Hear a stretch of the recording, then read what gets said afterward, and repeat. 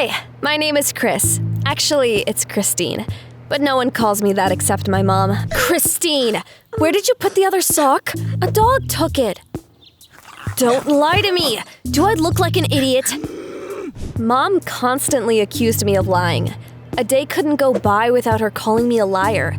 At first, I cried. Then I got mad. And finally, I stopped trying to prove her wrong. I didn't remember my dad. It was like he never existed. Your father betrayed us. He's gone. Don't ever ask me about him. I also had an aunt. She was Mom's younger sister. I only saw her a couple of times when I was very young.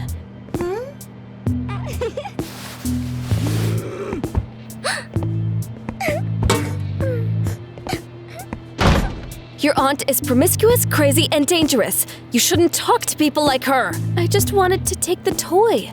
Do you want to be like her?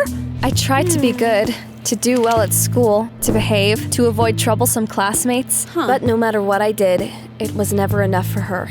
Then one day, Mom did something that made me realize things couldn't go on that way. That day, a classmate of mine, Jake, gave me a hair tie. This is for you. Thanks for helping me with algebra. Well, you sure know more about girly accessories than you do about equations. I'm glad you like it. I told Monica about it right away. She had been my friend since 6th grade. We liked to read together, lie in her bed, drink cherry soda, and laugh at stupid novels together. She was always on my side. But my mom... Christine, what's this? I had nothing to hide, so I told her the truth. Mom exploded like a pressure cooker. So you're already accepting gifts from boys, huh? You're probably dating someone too. I see everything, Christine. You've been lying to me since you were a child. At that moment, Mom looked like a boiling kettle. I tried to tell her it was just a hair tie, but she wouldn't listen. If I ever see you texting boys, I will cut your phone with a chainsaw. I'd went to the one place where I'd always felt safe, the city library. It was old and smelled of dust and coffee. There was almost never anyone inside. Well, except for the librarian, Miss Gabby. No noise in the library. Of course, ma'am. I sat down in a corner with a copy of Fahrenheit 451, and then I saw him. It's cold outside today, but it's cozy here. For some reason, I felt the urge to talk to him. The Catcher in the Rye? Nice choice. I love Salinger. I'm Dan, by the way. I'm Chris. I haven't seen you here before. I was only hired recently. I'm helping Miss Gabby keep the place quiet. We kept talking. About books, school, our parents who didn't get us. He said his mother had left when he was 10, and his father was still acting like it was his fault. I nodded. I knew how that felt. Go to a cafe if you have something to discuss. Yes, Miss Gabby. Once we were outside, I felt light and free for the first time in a long while. Can I text you? You're very cool. I hesitated, but ended up giving him my phone number. Hi, this is the Salinger fan. At that moment, I felt something I'd never felt before. Was it a crush? Hi, Dan. Of course I remember you.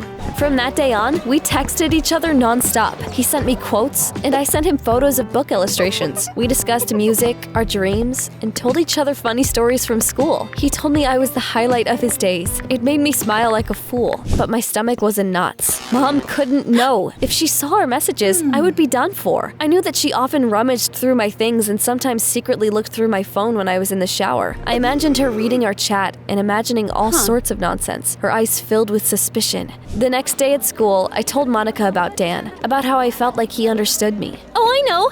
Write him a letter, like in the old novels. Hide it in a book and let him find it. You're a genius, Monica! You should open The Catcher in the Rye on page 117 tomorrow. After that, I immediately deleted our chat history and Dan's phone number. I wrote the letter at recess. I was so excited my handwriting looked a little clumsy. You were a breath of fresh air. I am glad I met you. After school, I ran to the library, found the right book, and put the letter between its pages. Careful, young lady! Don't damage the antique tome! Yes, ma'am. However, as soon as I got outside, Christine, what are you doing here? Reading? Don't lie to me. You can come in and take a look. Mom looked suspiciously into my eyes, but didn't say anything. The next day, I came to the library, opened The Catcher in the Rye, and saw a piece of paper inside it. Dan had replied. I never thought someone could make my day so warm. You are my hero. Shh! We exchanged letters like secret agents. Dan became a part of my life. We laughed when Miss Gabby hissed at us like an old cat. A week later, Dan invited me to a cafe. It was small and cozy. They had stained glass windows and sold lavender lattes. Mom, I'm going to Monica's. We need to get ready for a test. I was with Dan until the evening. He listened while I talked. He looked me in the eyes. He held my hand. He was just there for me. Then I introduced Dan to Monica. This is Monica, my best friend. Monica, this is Dan. My friend's eyes lingered on my boyfriend's face, and my heart sank. It's nice to meet you. My mom must have sensed something. She started to rummage through my things more often and ask me questions. She even called Monica. She asked me about you, but I didn't say anything about Dan. Thank you, Monica. However, my stomach was still in knots. I was sure Mom wouldn't stop there. She would catch me red-handed, and everything would be ruined. I didn't want to lose what I had. I was responding to Monica's messages less and less often. I blew her off and made up excuses. To be honest, I didn't want to share something I treasured so much with her. I loved spending time with Dan. We met in secret in the library, park, or behind the mall. I shared my thoughts, dreams, and fears with him. He listened without interrupting. Even the way he hugged me felt unique, like he was picking up broken pieces of me and putting them back together. Naturally, Monica started to act weird. You're a lovesick fool! She would disappear on me and then send me pissed off messages. I guess I'm not interesting enough for you anymore. I'll stop bothering you. I ignored her tantrums. I thought she was just jealous of me and Dan. I mean, I saw the way she looked at him, but things didn't stop there. Please keep my daughter away from boys. It always starts with innocent texting and then you know what happens. I froze. Monica! Who else could have snitched on me? Who was close enough to betray me? It made my blood boil. Did you route me out to my mom? What are you talking about? About Dan? About us? Don't pretend. I didn't tell her anything. Are you serious? Who else could it be? Only you knew. We never hang out anymore. I don't even remember what it's like to have a friend. All you talk about is Dan, Dan, Dan. I was furious. I didn't want to share Dan with anyone, but then one day he disappeared. He didn't write to me or leave anything in our favorite book anymore. Does Dan still work here? That boy disappeared as suddenly as he appeared. I didn't know what to think. Was he tired of me? Did he get scared? Every night I lay awake staring at the ceiling and hoping he would contact me. That was just the beginning. My grades started to slip. I lost my appetite. Everything annoyed me. Monica kept her distance, and I couldn't bring myself to text her. But one day, my phone rang. I didn't recognize the number. Chris? Dan? I'm sorry I disappeared. Where were you? What happened? It was your mother. I was shaken to my core. She saw us at the library. Then she somehow found out who my father was. She came over and told him I was a womanizer, that you were underage and that she would go to the police if she saw us together again. My father believed her. He took me away and didn't even let me say goodbye. We're in Wisconsin now. He took my phone away and doesn't let me use the internet. It took me some time to slip away. I'm using someone else's phone now, and I just want to say, I love you. I stood in the hallway, trembling. Tears were streaming down my face. We'll meet again, I promise. I don't remember how I got home. I burst in like a hurricane. You! It was you! I was protecting you. This is not protection! It's a prison! I hate you! I didn't sleep that night. Instead, I broke my piggy bank, packed some clothes, a notepad, and left without looking back. I was walking down the street with no idea where to go. That's when I remembered my aunt. Mom didn't like her, but I didn't have any other options. Chris, what happened? Could I stay at your place, at least for a couple of days?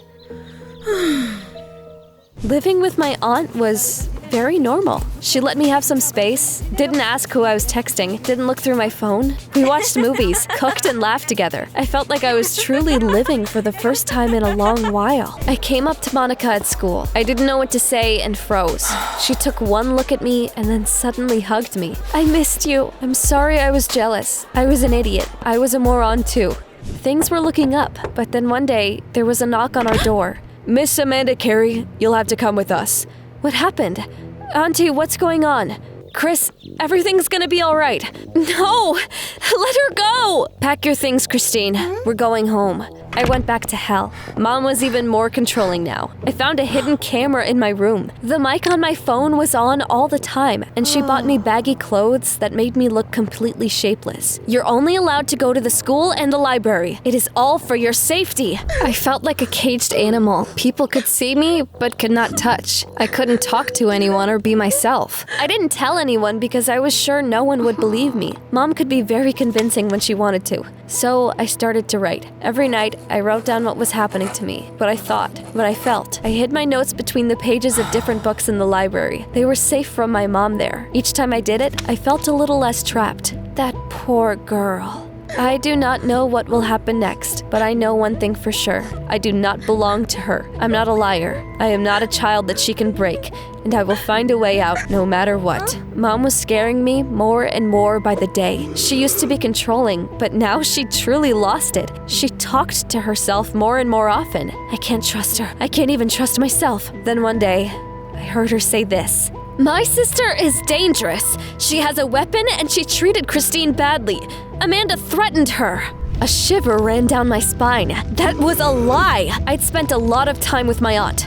She wouldn't even hurt a fly. The next day, Mom drove me to school. I was looking out the window, and a plan was forming in my head.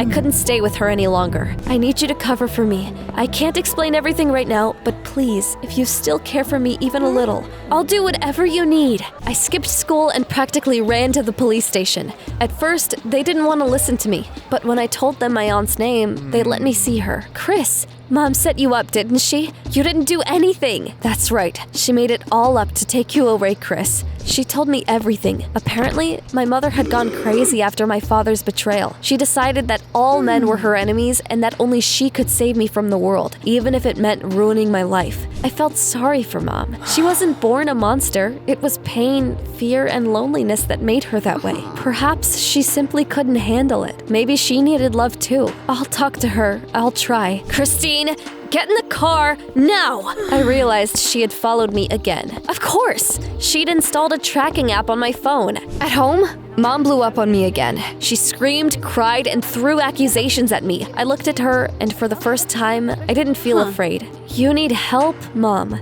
This isn't just concern. You're sick, Mom. I'm not staying with you any longer. Oh, you want to ruin my life. You're just like your father. The next day, I was woken up by the clang of metal. I came up to the window and froze. Contractors were putting bars on my windows. I ran to the door, but the locks had been changed. All of my shoes were gone. There was an envelope with a new school curriculum on the kitchen table. Mom decided I was going to be homeschooled. I couldn't leave the house anymore. I had to find a way to escape because no help was coming.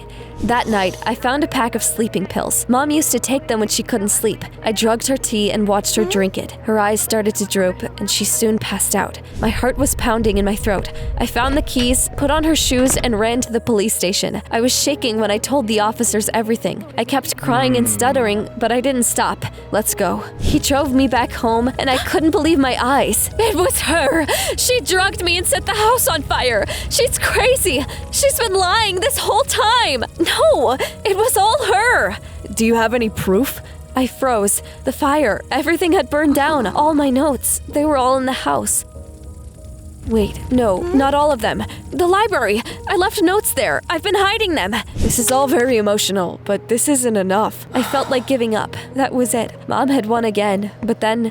Hold on, I'm a psychologist. Something isn't right here. Let's not rush. Tell me everything from the beginning. And so I did. I told them about Mom's dislike for my aunt, about Dan's appearance, the bars on the windows, the shoes, the locks, my attempt to run away. The woman wrote everything down. After that, she went to my aunt and talked to her. Next, she talked to the teachers at school, then with Monica. Finally, she looked through the documents, Mom's reports to the police, surveillance camera footage, medical records. Slowly, she got the clear picture. Soon, Mom was examined by a psychiatrist and sent to a mental hospital. I didn't go to say goodbye to her. It was too painful, but I knew it was necessary. My aunt was released. I moved back in with her. Life was warm and cozy again. I returned to school. Monica and I were best friends again. I wrote essays and read books. However, I still missed Dan. I often thought of him. Where was he now? Did he ever think about me? A few months went by. Life was good, but my heart was still aching. One day, I came to the library, sat down at my usual table, and opened a book I'd read a dozen times before. A piece of paper fell out of it. It was a note. I missed you so much. Turn around. Hi. I told my dad that I didn't care. I'm back. I couldn't help but run up to him and hug him. Tight. Forever. But of course, that is the beginning of a whole new story.